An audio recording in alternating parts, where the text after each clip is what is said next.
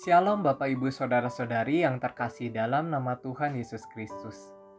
Senang sekali pada hari ini kita dapat bertemu kembali dalam renungan harian GKI Kebonjati.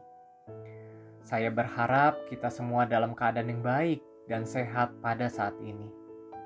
Saya, Kristiawan Limiardi, akan menemani Bapak Ibu Saudara-saudari dalam merefleksikan firman Tuhan pada hari ini, yang terambil dari Injil Lukas pasal 12 ayat ke-57 sampai dengan ayat ke-59.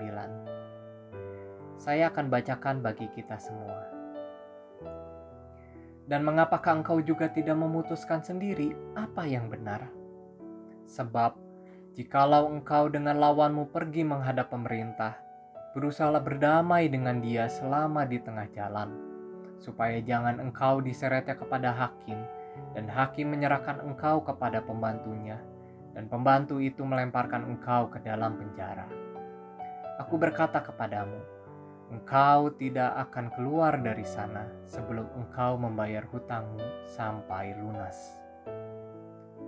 Renungan pada hari ini mengangkat tema yaitu hidup dalam damai. Bapak Ibu Saudara-saudari yang terkasih, dalam keseharian kita tentu kita pernah mengalami perselisihan dengan sesama kita. Bisa dengan rekan kerja kita, dengan tetangga kita, dengan sesama rekan sepelayanan kita, atau mungkin juga dengan anggota keluarga kita sendiri. Perselisihan yang terjadi pasti tidak akan membawa kedamaian di dalam hati dan diri kita. Hati kita dipenuhi dengan perasaan marah, atau bahkan benci kepada orang yang berselisih dengan kita. Tanpa kita sadari, lambat laun dendam dan sakit hati itu mungkin saja terus ada di dalam hati kita sampai saat ini. Dendam dan amarah yang terus tertanam di dalam hati kita justru membuat hidup kita tidak dipenuhi oleh rasa damai. Bapak Ibu Saudara, pernahkah kita bertanya dalam hati, damai itu dari mana datangnya? Damai itu sesuatu yang tidak bisa kita beli.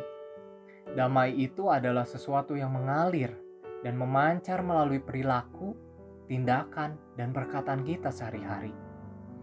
Kita bisa melakukan upaya untuk bisa menghadirkan damai itu di tengah kehidupan kita. Kita bisa memberikan apa yang baik dan berguna bagi orang yang ada di sekitar kita. Dengan cara tersebut, dengan sendirinya kedamaian akan tercipta di dalam kehidupan kita. Sebagai contoh, kita mengetahui jika keluarga kita membutuhkan damai. Karena itu kita harus saling memberikan apa yang baik dan berguna untuk bisa menghadirkan damai di tengah keluarga kita. Misalnya, dengan memberikan rangkulan, memberikan kepercayaan, dukungan moral, perkataan-perkataan yang baik dan membangun, sehingga anggota keluarga kita dapat merasakan kedamaian di tengah keluarga. Begitu juga dengan kehidupan bergereja.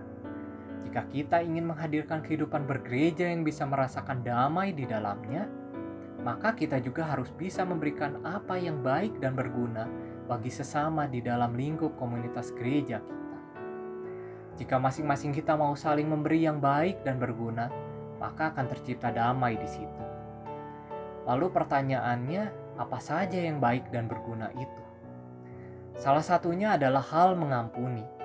Kita tahu kalau mengampuni adalah hal yang baik dan berguna, maka lakukanlah itu untuk sesama kita.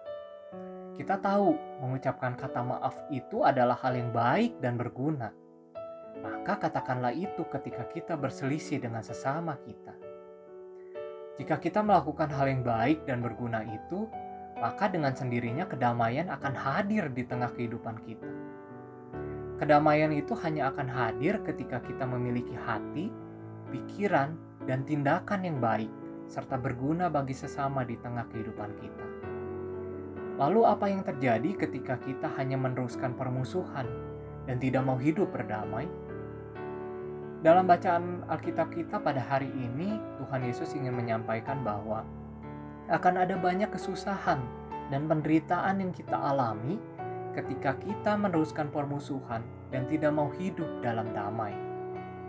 Oleh karena itu, berusahalah hidup berdamai dengan sesama kita. Salah satu yang diperlukan untuk hidup berdamai adalah dengan kerendahan hati kita.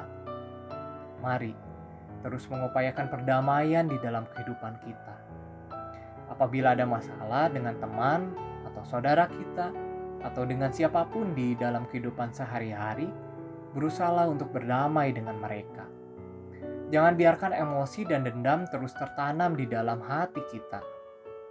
Justru, kita harus terus belajar untuk rendah hati, sehingga kita mampu mengusahakan perdamaian di dalam pribadi kita masing-masing.